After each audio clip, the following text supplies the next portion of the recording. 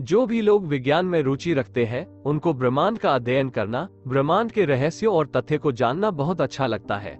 इस अनंत ब्रह्मांड की जटिल रचना को बारीकी से समझने के लिए आज भी बहुत सारे वैज्ञानिक अपने शोध कार्य में लगे हुए हैं, परंतु आज तक के संशोधन से ऐसी बहुत सी बातें हैं जो ब्रह्मांड के बारे में अनोखे रहस्य और रोचक तथ्य को हमारे सामने रखती है।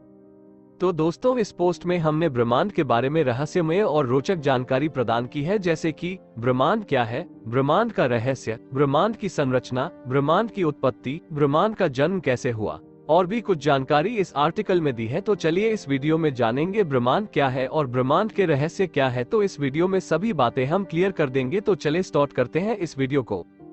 ब्रह्मांड का रहस्य। ब्रह्मांड संपूर्ण समय, सभी स्थान, अंतरिक्ष और उसकी आंतरिक सामग्री और ऊर्जा को कहते हैं, यानी ब्रह्मांड ही सब कुछ है। ब्रह्मांड यूनिवर्स में सभी ग्रह, तारे, गैलेक्सियां, खगोलीय पिंड, गैलेक्सियों के बीच के अंतरिक्ष की आंतरिक सामग्री, गैर परमाणु कण, सारे पदार्थ तत्व, सारी ऊर्जा और सभी रेडिएशन और ऊर्जा के अन्य सभी रूप भी शामिल हैं। हम भी ब्रह्मांड का एक हिस्सा है। कोई फर्क नहीं पड़ता कि आप और हम कहाँ मौजूद हैं, क्योंकि जो कुछ भी मौजूद है वो स्वतः ही ब्रह्मांड की परिभाषा में समाहित हो जाता है। वैसे देखा जाए तो पूरे ब्रह्मांड का सिर्फ 5% हिस्सा ही भौतिक पदार्थों से बना है, जिसमें ग्रह, नक्षत्र, तारे शामिल हैं। बाकी डार्क एनर्जी 68% है और 27% डार्क मैटर है। इसे भी देखना मुमकिन नहीं है, लेकिन इसका असर दिखता है। ब्रह्मांड की उत्पत्ति कैसे हुई? ब्रह्मांड की उत्पत्ति या ब्रह्मांड का जन्म कैसे हुआ, इसका सटीक और प्रमाणित तथ्य आज भी हमारे वैज्ञानिकों के पास नहीं है, परंतु बहुत सी थियरी में से सबसे स्थापित बिग बैंग थियरी है। इस थियरी के अनुसार ब्रह्मांड की शुरुआत लगभग 13.7 अरब साल पहले बिग बैंग के साथ हुई थी, यानी हमारे ब्रह्मांड की उम्र 13.7 अरब वर्ष 13.7 बिलियन ईयर्स हो सकती है। बिग बैंग थियरी के अनुसार लगभग 137-140 करोड़ साल पहले एक सूक्ष्म बिंदु में महाविस्फोट हुआ, जिसे हम बिग बैंग कहते हैं। इस महाविस्फोट से उस बिंदु के टुकड़े टुकड़े होकर इधर उधर छिटकने और बिखरने लगे, और इसी से ब्रह्मांड की शुरुआत हुई और आकाशगंगाएं, ग्रह, तारे, ब्लैक होल आदि बने, जिससे ब्रह्मांड फैलने लगा। परंतु आश्चर्य की बात यह है कि वैज्ञानिकों के अनुसार हमारे यूनिवर्स के फैलने का सिलसिला आज भी लगातार जारी है। ब्रह्मांड किन तत्वों से बना है? ब्रह्मांड की संरचना। हमारे यूनिवर्स की अधिकांश सामग्री आधुनिक भौतिकी के लिए आज तक अज्ञात रूप में है। ब्रह्मांड में कुल ऊर्जा का लगभग 68% हिस्सा डार्क एनर्जी से बना है, जो ऊर्जा का एक काल्पनिक रूप है और यह अंतरिक्ष समय के निर्वात में ही रहता है। हालांकि हार्वर्ड यूनिवर्सिटी के यूनिवर्स फोरम के अनुसार भौतिकविदों, फिजिसिस्ट्स को यह अभी तक नहीं पता है कि यह ऊर्जा कहां से उत्पन्न होती है और इसकी ताकत क्या है। ये डार्क एनर्जी ब्रह्मांड का लगातार विस्तार करती रहती है, जिसकी वजह से हर गैलेक्सी का एक दूसरे से फासला बढ़ता जा रहा है। ब्रह्मांड के पदार्थ और ऊर्जा। ब्रह्मांड का निर्माण एक सूक्ष्म बिंदु में महाविस्फोट से शुरू हुआ था, और यह सिद्धांत मानता है कि ब्रह्मांड का औसत घनत्व इसके विस्तार को रोकने के लिए पर्याप्त होगा और ब्रह्मांड सिकुड़ने लगेगा। ब्रह्मांड के मुख्य घटक। डार्क एनर्जी के प्रभाव के कारण ब्रह्मांड न केवल हर दिन बड़ा हो रहा है, बल्कि हर दिन और तेज हो रहा है, और आखिर में यह विस्तार लगभग हर आकाशगंगा को हमारे योग्य क्षेत्र से बाहर कर देगा। एक खगोल भौतिक शास्त्री का कहना है कि आज से सैकड़ों अरब वर्ष बाद लगभग हर आकाशगंगा हमारे लिए अदृश्य हो जाएगी। आखिरकार आकाशगंगा में नए तारे बनाने के लिए ताजी गैस समाप्त हो जाएगी। अब से खरबों साल बाद अंतिम तारे बुझ जाएंगे और अपने पीछे मूलभूत कणों का एक पतला भाग छोड़ देंगे, जो धीरे धीरे परम शून्य के तापमान तक ठंडा हो जाएगा। Facts about universe in Hindi. ब्रह्मांड के रोचक तथ्य। हमारे ब्रह्मांड की आयु लगभग 13.7 से 14 अरब वर्ष 13.7 to 14 बिलियन ईयर्स हो सकती है। बिग बैंग के सिद्धांत अनुसार हमारे ब्रह्मांड यानी यूनिवर्स का निर्माण एक सूक्ष्म बिंदु में महाविस्फोट से शुरू हुआ।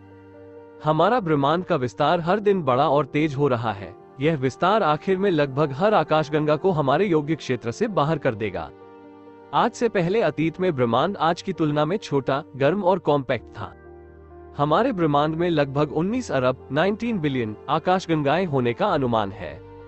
1900 करोड़ आकाशगंगाओं में से एक हमारी आकाशगंगा है, जिसका नाम मिल्की वे है, जिसे हम मंदाकिनी के नाम से भी जानते हैं। ब्रह्मांड का सिर्फ 5% हिस्सा भौतिक पदार्थों से बना है, जिसमें ग्रह, तारे आदि शामिल है। बाकी डार्क एनर्जी 68% है और 27% डार्क मैटर है। हमारे यूनिवर्स यानी ब्रह्मांड में जो डार्क एनर्जी है वो किस तत्व से बनी और कहां से उत्पन्न होती है, यह आज भी एक रहस्य है। ब्रह्मांड का सबसे चमकदार, विशाल और सूरज की तुलना में लाखों गुना ज्यादा चमकदार तारा R136A1 नाम का है। कुछ खगोल भौतिक शास्त्री का कहना है कि ब्रह्मांड का कोई किनारा नहीं है और न ही कोई केंद्र। खगोल शास्त्रियों ने अनुमान लगाया कि हमारे यूनिवर्स में हर दिन लगभग 25 करोड़ तारों का जन्म होता है। वैज्ञानिकों के अनुसार हमारा ब्रह्मांड वैक्यूम का एक विशाल गोला है, जिसमें किसी भी तरह का कोई भी वातावरण मौजूद नहीं है। JWST प्राथमिक वैज्ञानिक मिशन के मुख्य 4 घटक है। पहला, बिग बैंग के पश्चात ब्रह्मांड में बनी सबसे पहली आकाशगंगा और सबसे पहले बने तारे की खोज करना। दूसरा, आकाशगंगाओं का गठन और उनके विकास का अध्ययन करना। तीसरा, तारों का गठन और ग्रहीय प्रणालियों को समझना तथा चौथा, जीवन की उत्पत्ति और ग्रहीय प्रणालियों का अध्ययन करना।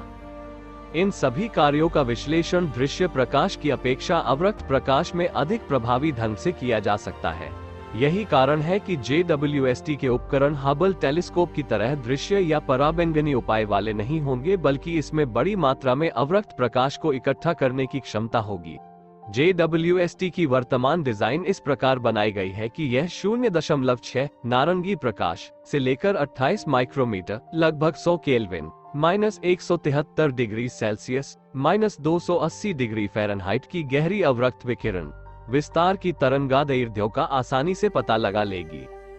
नासा के गोडार्ड में प्रदर्शन के लिए रखा वेब टेलीस्कोप का एक मॉडल, इस मॉडल का आकार वही है जो वेब टेलीस्कोप का वास्तविक आकार है। किसी वजह से इस वेधशाला को जून 2014 से पहले प्रक्षेपित नहीं किया जा सकेगा तथा वर्तमान कार्यक्रम के अनुसार लगभग 2 टन द्रव्यमान वाले इस टेलीस्कोप को गुयाना अंतरिक्ष केंद्र कोरू, फ्रेंच गुयाना से प्रक्षेपण वाहन एरियन 5 की मदद से कक्षा में स्थापित किया जाएगा। स्थापित होने के लगभग 6 महीने बाद यह वेधशाला कम से कम अगले 5 वर्षों के लिए वैज्ञानिक मिशन के लिए सौंप दी जाएगी। इस वेधशाला को इस प्रकार तैयार किया जा रहा है कि वैज्ञानिक मिशन की विस्तार की संभावनाओं के हिसाब से इसकी मौजूदा क्षमताओं को बढ़ाकर इसकी निर्धारित कार्यकाल अवधि बढ़ाई जा सकेगी। पहली आकाशगंगा और पहले तारे की खोज संपादित करें। बिग बैंग के लगभग 40 करोड़ वर्ष बाद ब्रह्मांड अत्यधिक घना था। तब ना ही कोई आकाशगंगा अस्तित्व में आई थी और ना ही किसी तारे का जन्म हुआ था। वैज्ञानिक इस बात को जानना चाहते हैं कि आखिर बिग बैंग के पश्चात वास्तव में हुआ क्या था। आशा है वेब दूरबीन इस राज पर से पर्दा हटाएगा तथा आकाशगंगा और तारों के निर्माण की गुत्थी सुलझेगी। बिग बैंग के पश्चात जब ब्रह्मांड की उत्पत्ति हुई तब चारों ओर केवल मूलभूत कणों, स्वतंत्र इलेक्ट्रॉन और स्वतंत्र प्रोटॉन का राज था। इसके करीब 4 लाख वर्ष बाद जैसे जैसे तापमान गिरने लगा, इलेक्ट्रॉन और प्रोटॉन ने आपसी साझेदारी से हाइड्रोजन परमाणु, एक इलेक्ट्रॉन जोड़ एक प्रोटॉन बनाया। साझेदारी की यह प्रक्रिया पुनर्संयोजन कहलाती है। जैसे ही इलेक्ट्रॉन और प्रोटॉन का मिलन हुआ, फोटॉन अर्थात प्रकाश का जन्म हुआ। इस बिंदु पर ब्रह्मांड अपारदर्शी से पारदर्शी होने लगा। पुनर्संयोजन का युग हमारे ब्रह्मांडीय इतिहास का वह पूर्व बिंदु है जिसमें हम प्रकाश के किसी भी रूप के साथ पीछे जाकर देख सकते हैं। ब्रह्मांड की समय रेखा का सर्वोत्तम उदाहरण ब्रह्मांड में चारों ओर व्याप्त ब्रह्मांडीय सूक्ष्मतरंग पृष्ठभूमि है, जिसे हम आज COBE और WMAP की सहायता से देखते हैं। ब्रह्मांड में एक और बड़ा परिवर्तन तारों के निर्माण के बाद हुआ। सिद्धांत अनुमान लगाते हैं कि सुपरनोवा विस्फोट के पहले कुछ लाख वर्ष तक दहकने वाले प्रथम तारे, सबसे पहले बने तारे, सूर्य से 30 से 300 गुना बड़े थे और उनकी चमक सूर्य से लाखों गुना अधिक थी। इन तारों का ऊर्जायुक्त पराबैंगनी प्रकाश हाइड्रोजन परमाणु को इलेक्ट्रॉन और प्रोटॉन में विभाजित करने में सक्षम था। सुदूर क्वासर के वर्णक्रम के अध्ययन से लगता है कि इस समय ब्रह्मांड की आयु संभवतः 1 अरब वर्ष होगी। ये पुनः आयनीकरण युग कहलाता है। यह वह युग था जब अधिकांश हाइड्रोजन प्रथम तारे की बढ़ती विकिरण से नष्ट हो गई। पुनः आयनीकरण हमारे ब्रह्मांडीय इतिहास की महत्वपूर्ण घटना है। इसका अध्ययन कर हम पूर्व तारों की महत्वपूर्ण जानकारी प्राप्त कर सकते हैं। परंतु वैज्ञानिक यह नहीं जानते कि वास्तव में प्रथम तारे का निर्माण कब हुआ और पुनः आयनीकरण की प्रक्रिया कब शुरू हुई। ब्रह्मांडीय इतिहास में प्रथम तारे का उद्भव अंध युग के अंत की एक निशानी है। इस अवधि को प्रकाश के पृथक स्रोत की अनुपस्थिति के रूप में पहचाना जाता है। इन पहले के सूत्रों को समझना आवश्यक है क्योंकि इसने बाद में बनने वाले आकाशगंगा जैसे विशाल निकायों के गठन को बहुत प्रभावित किया। प्रकाश के प्रथम स्रोत की भूमिका उस बीज के समान है जिसने बाद में विशाल निकायों का निर्माण किया। हो सकता है प्रथम तारों ने सुपरनोवा जैसे विस्फोट से ध्वस्त होकर ब्लैक होल बनाए हो और यह ब्लैक होल तारों और गैसों को निगलकर छोटी क्वासर बनाई हो जिसने निरंतर वृद्धि कर विशाल ब्लैक होल का निर्माण किया हो जो आज की आकाशगंगा के केंद्र में पाया गया है। ब्रह्मांड की संरचना की गठन की गुत्थी सुझाने के लिए वेब कई महत्वपूर्ण सवालों का पता करने में हमारी मदद करेगा, जैसे कि पुनः आयनीकरण कब और कैसे हुआ, वे कौन से स्रोत हैं जो पुनः आयनीकरण के कारण बने, प्रथम आकाशगंगा क्या है, आकाशगंगाओं का गठन और उनके विकास का अध्ययन संपादित करें। आकाशगंगाएं ब्रह्मांड रूपी इमारत की साक्षात ईंटें हैं।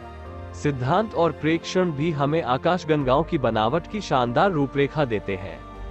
ऐसा प्रतीत होता है कि छोटे निकाय पहले बने तथा उनके परस्पर मिलन से बड़े निकायों का निर्माण हुआ।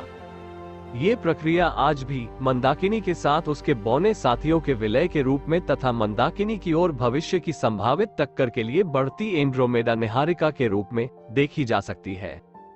बिग बैंग के 1 अरब वर्ष बाद बनी आकाशगंगाओं का अवलोकन समय रेखा में पीछे की ओर जाकर किया जाएगा। हालांकि तब की आकाशगंगाएं आज की आकाशगंगाओं की अपेक्षा छोटी और ज्यादा अनियमित बड़ा प्रभाव डालते हैं। अवलोकन बताते हैं कि अधिकांश तारों का निर्माण द्वितारा प्रणाली में होता है और उनमें से कईयों के ग्रह भी होते हैं। हालांकि बड़ी संख्या में खोजे गए विशाल ग्रहों की कक्षाएं उनके तारों के काफी करीब पाई गई। यह एक आश्चर्य की बात थी। हम ये जानते हैं कि सूर्य से थोड़े बड़े और ठंडे तारों के आसपास ग्रहों का पाया जाना सामान्य बात है। जीवन की उत्पत्ति और ग्रहीय प्रणालियों का अध्ययन संपादित करें। पृथ्वी की उत्पत्ति और जीवन को आधार देने की इसकी क्षमताओं को जानना संपूर्ण खगोल विज्ञान के लिए एक महत्वपूर्ण विषय है। ये JWST विज्ञान मिशन का केंद्र बिंदु है और इसके मूल को जानने के लिए छोटे पिंडों के गठन को समझना जरूरी है कि कैसे उन्होंने आपसी मेल से बड़े पिंड बनाए, उन्होंने अपनी वर्तमान कक्षाएं कैसे प्राप्त की, कैसे बड़े पिंड एक प्रणाली जैसे कि हमारी सौर प्रणाली या सौर मंडल के भीतर अन्य पिंडों को प्रभावित करते हैं तथा छोटे और बड़े पिंडों के उन रासायनिक और भौतिक इतिहास के बारे में जानना जिसने पृथ्वी बनाई और जीवन के लिए आवश्यक पूर्ववर्ती रसायनों को वितरित किया। सौरमंडल के बाहरी हिस्से में स्थित ठंडे निकाय और धूल पूर्व सौर प्रणाली की परिस्थितियों के प्रमाण है जिनकी सीधी तुलना अन्य तारों के इर्द गिर्द नजर आने वाले ठंडे निकायों और धूल से कर सकते हैं। JWST ग्रहीय प्रणालियां और जीवन की उत्पत्ति विषय का लक्ष्य ग्रहीय प्रणालियों, हमारी सौर प्रणाली सहित के भौतिक एवं रासायनिक गुणों का निर्धारण करना और उन प्रणालियों में जीवन की उत्पत्ति के लिए आवश्यक क्षमता की जांच करना है। JWST इन निरीक्षित निकायों की इंफ्रारेड और मिड इंफ्रारेड तस्वीरें तथा स्पेक्ट्रोमेट्री उपलब्ध कराएगा।